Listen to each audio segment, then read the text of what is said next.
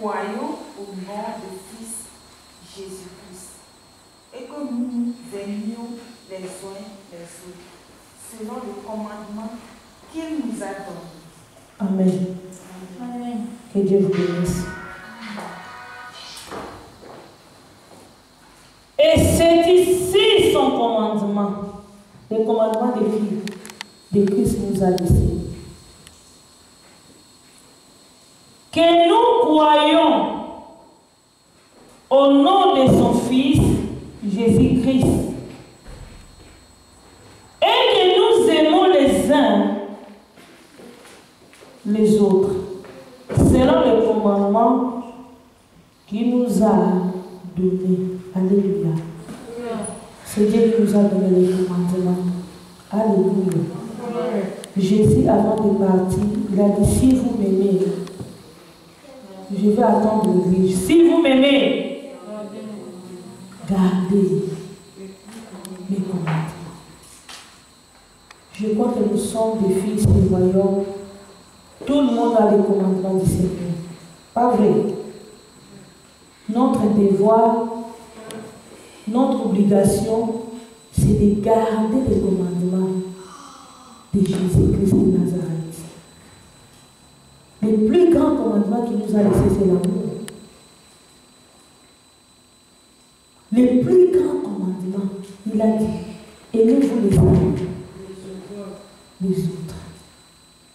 Tu ne peux pas lui dire si tu n'aimes pas. Alléluia. D'abord, il faut l'aimer.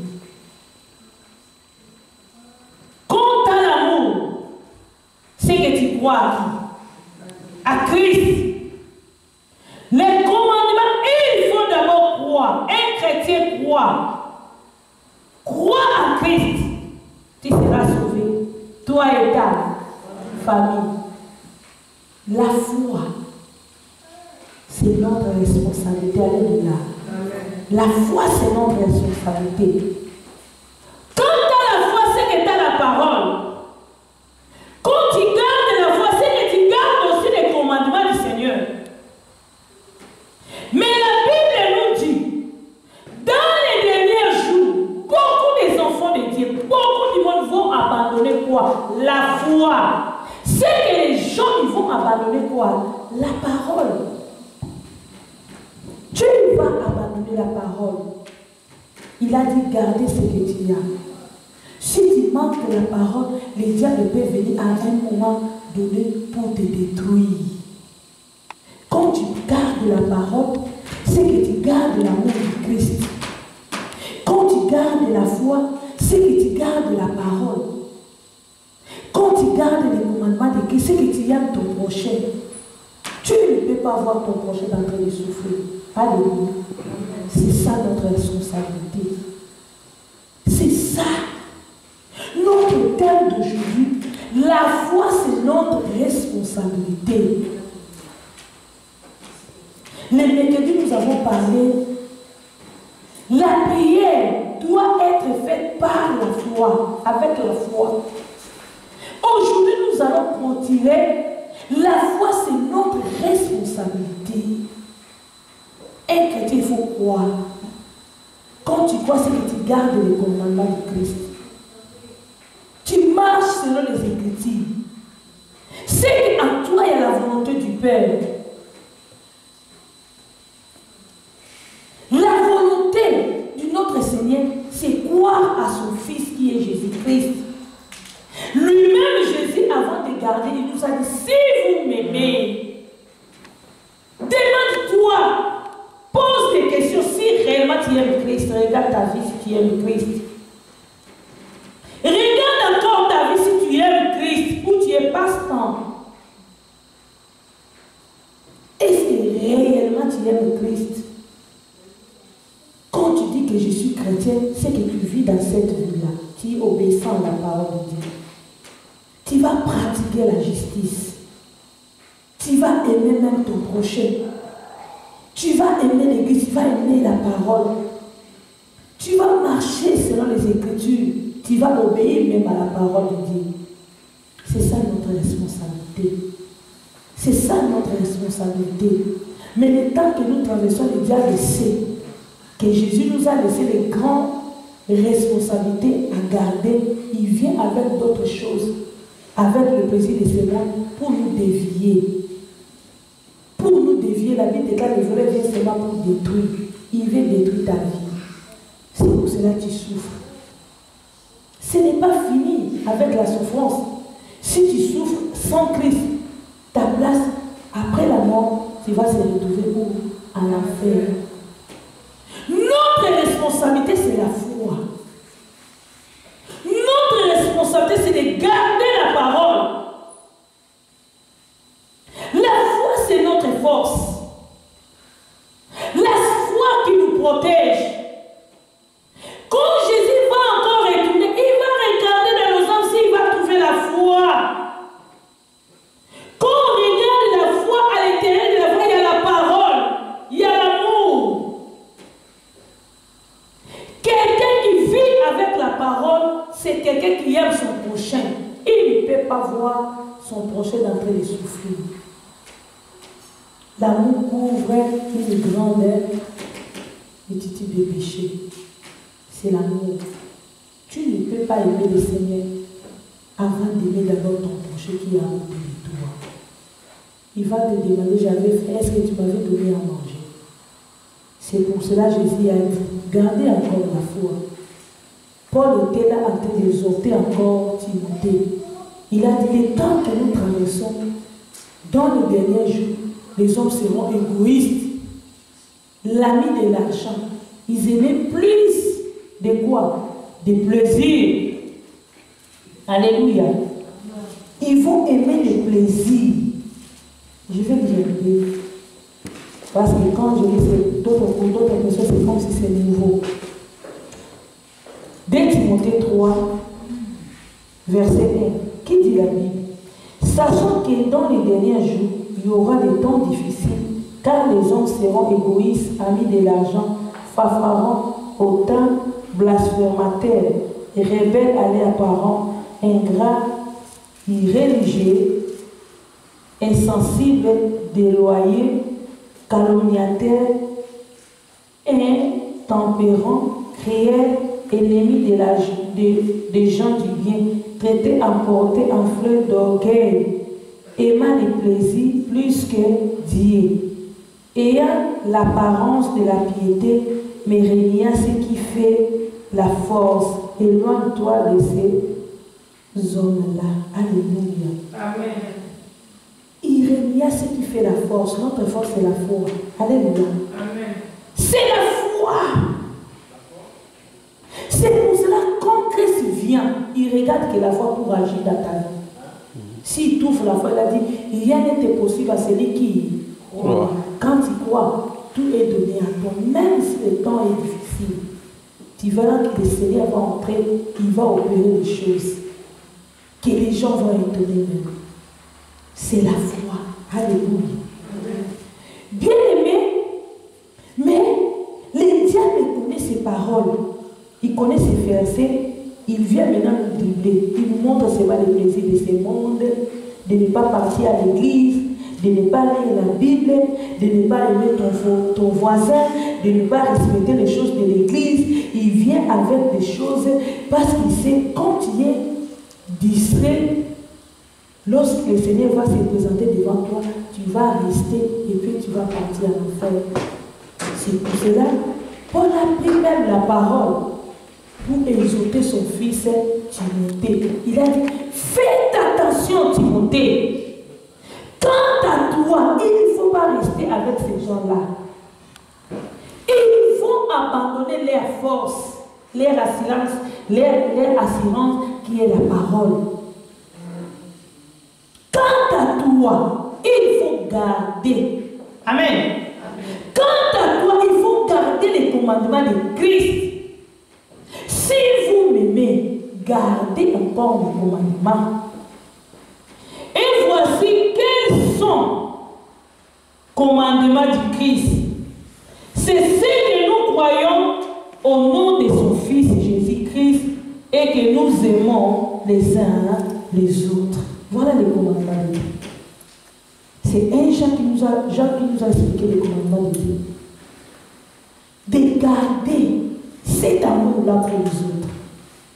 Quand tu aimes Christ, tu crois en lui, tu vas aussi aimer. C'est pour cela que je l'ai dit, Dieu peut te bénir, mais avant de te bénir, il contrôle tes âmes, il contrôle le cœur. Dieu ne regarde pas l'apparence. La grâce est toute prise dans le TV. Mais il regarde quoi? Le cœur. Pour te bénir, il regarde encore l'état de vos âmes. Pour être encore grand, il regarde.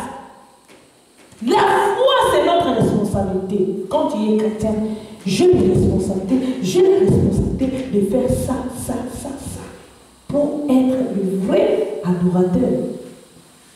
Mais quand tu viens à l'église, de retourner, tu viens comme tu étais, tu ne veux pas changer, on ne trouve pas l'amour, on ne trouve pas les œuvres, on ne trouve pas le fruit de l'esprit, c'est que tu es passe-temps. Tu ne fais pas l'effort de changer. Chaque jour, la parole est là. On t'enseigne matin, midi, soir. Tu as même la Bible. Mais si tu ne prends pas le temps même de vérifier la parole, comment tu vas être grand? Comment tu vas grandir avec le Seigneur? Bien aimé, notre responsabilité, ce n'est pas pour gagner seulement les choses de cette terre. Il a dû chercher pour le moment de voir et les autres seront tournés comme des bénédictions. Tu es déjà béni en Christ. Parce que tu es en Christ, c'est que tu es déjà béni. Mais regarde encore tes responsabilités. Est-ce que tu marches avec la foi? Est-ce que tu vis avec la foi? Est-ce que tu crois au Seigneur? Quand tu crois à lui, il faut aussi respecter les commandements que Christ a laissés pour nous. Tu ne peux pas croire. Il a dit celui qui croit en Christ a quoi? À la vie. Quand tu crois, tu es sauvé. Même ta famille est sauvée quand tu crois. Même ta famille est sauvée. Mais là, dans les rois 4, la Bible nous parle d'une femme veuve. Une femme d'entre les femmes, il avait 2 fils, des prophètes. Une femme d'entre le femme des fils et des prophètes cria à Élisée en disant: ton serviteur, mon mari est mort, et tu sais que ton serviteur craignait l'Éternel. Or, le créancier est venu pour prendre mes 2 filles, mes 2 enfants, et en faire ses esclaves. Cette femme-là, elle est venue pour voir le prophète Élisée, pour demander une aide. Alléluia. Parce que son mari aussi était un homme de Dieu. Alléluia. La Bible nous déclare cet homme-là, il craignait quoi? Ses affaires, c'était quoi? Il craignait Dieu. Quelqu'un qui craint l'Éternel, il est mort et il a laissé comment? Des dettes. Alléluia. Mais il était un enfant de Dieu. L'homme de Dieu. Il craignait même le Seigneur. Alléluia. Mais avant sa mort, il a laissé sa femme avec quoi? Des dettes. Il faut parler. Avec des dettes, avec des problèmes. On peut dire ça des problèmes, pas vrai? Et un homme qui laisse des problèmes à sa femme. Alléluia. Lui, il est parti. Il était aussi chrétien. Il priait aussi comme toi, il prêchait aussi comme moi. Alléluia. Mais il avait aussi la puissance de Dieu. Il craignait Dieu. Quelqu'un qui craint Dieu, c'est quelqu'un qui a de la foi. Il avait aussi la parole. Mais la bénédiction des terres, il manquait à lui. Alléluia. Quand il était mort, est-ce que la Bible dit qu'il est parti en enfer? Non. Quelqu'un qui craint Dieu, il va partir au ciel. Mais dans la terre des vivants, il a laissé sa femme avec quoi? Des problèmes de honte. Alléluia. Des problèmes de honte vont se trouver à l'église. Même si tu crains l'Éternel. Alléluia. Il y a des choses qui ne vont pas aller. Amen. Dieu nous a donné nos sorties sur cette terre des vivants. Mais quand tu ne pries pas bien, attention, tu vas laisser la honte. Amen. La foi, c'est notre responsabilité. Il faut crois. Quand tu crois, il faut respecter les règles. Alléluia. Crois au Seigneur Jésus qui sera sauvé, toi et ta famille. Dans ta maison, tu ne pries pas. Tu fais, alléluia. Tu ne pries pas, tu bois, tu fais ce que tu fais dans ta maison. Oh, quoi? Non, non, ça ne marche pas comme ça. Non, non, non, non, non. Quand tu crois, c'est que tu respectes, pas vrai. Quelqu'un qui croit, c'est qu'il respecte. Là, ta famille sera sauvée. Mais si tu crois, tu ne respectes pas, tu vas laisser la honte. Alléluia. La honte sera là. Amen. Cet homme de Dieu, il est mort. Mais sa femme commence à prier parce qu'elle pouvait prendre ses 2 enfants en otage à cause des dettes. Il manquait aussi, comme toi et moi. Il avait des comptes à rendre avec les autres. C'est la honte totale. Regardez, il est pasteur. Regardez, mamie, il manque souvent pas. Lui, à chaque fois quand il veut tout le temps demander de l'argent. Il veut tout le temps. Alléluia. Ça peut aussi détruire. Alléluia. Ça peut aussi détruire. C'est pour cela qu'il a dit, Pierre, tu n'as jamais perdu. Alléluia. Celui qui m'a su, il est riche. Alléluia. Il y aura comment? Au sensible, pas vrai. Dieu a besoin de te bénir. Alléluia. Pour enlever un peu le sujet de la honte. Que Dieu vous bénisse. Amen. Il veut vous bénir. Il veut changer votre situation. Pour ne pas que le monde crie pour les chrétiens. Alléluia. D'autres personnes qui croient seulement si tu es chrétien, tu es pauvre. Alléluia. Les circonstances peuvent venir, l'obstacle est là, mais la foi qui nous protège. Alléluia. Quand tu crois, c'est que tu es riche en Christ. Amen. Donc, quand Dieu dit qu'il faut garder la foi pour enlever les sujets de quoi? De honte. Amen. Des sujets de honte. Les pasteurs qui n'ont pas béni. Les sœurs qui ne changent pas. Ta vie ne change pas. Tu es resté comme un rabbi. Qui change? Nous, on devons changer. C'est rabbi qui ne change pas. Mais toi, tu es devenu comme un rabbi. Tu ne changes pas. Tu es le même hier et aujourd'hui. Non. Nous sommes même les enfants des rois des rois. Notre vie. Il faut que notre vie change. Pas vrai? Tu as besoin de carte d'identité, il faut que tu demandes d'être d'accord de toi pour enlever le sujet, comme si vous ne voulez pas. Hein? Alléluia. Hein? Sujet de la honte. Sujet de la honte. Et il faut demander. Il a dit jusqu'à présent, vous n'avez rien. Même pour demander, tu as honte de demander. Il a dit, les mécanismes m'avaient parlé à Jacques 1, Jacques 1, verset 1 à 6. Celui qui demande, si tu as besoin de la sagesse, il faut demander. Mais quand tu demandes, il ne faut pas douter. Amen. Ne te pose pas de questions. Ne dis pas que, oh, parce que, non.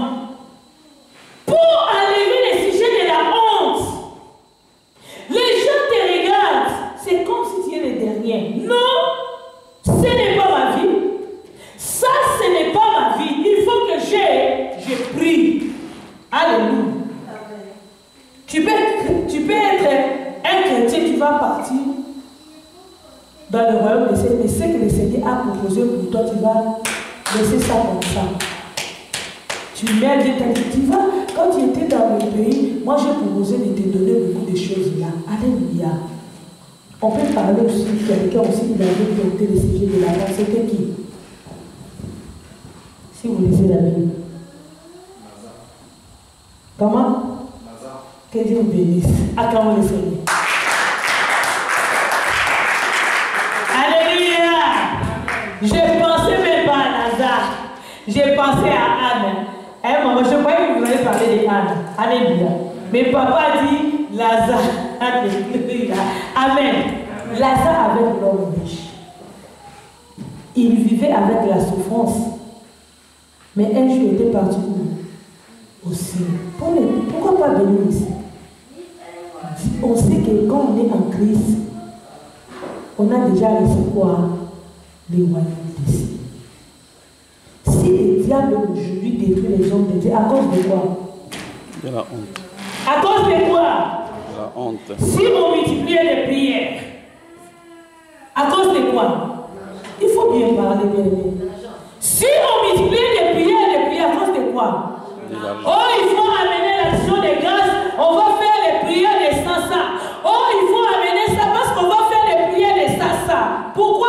Pour enlever les sujets de honte. Il y a tant de personnes qui souffrent. Il y a tant de enfants chrétiens qui souffrent. Parce qu'ils ne savent pas demander. Alléluia. Quelqu'un peut commencer à te critiquer parce que toi, tu ne sais pas demander.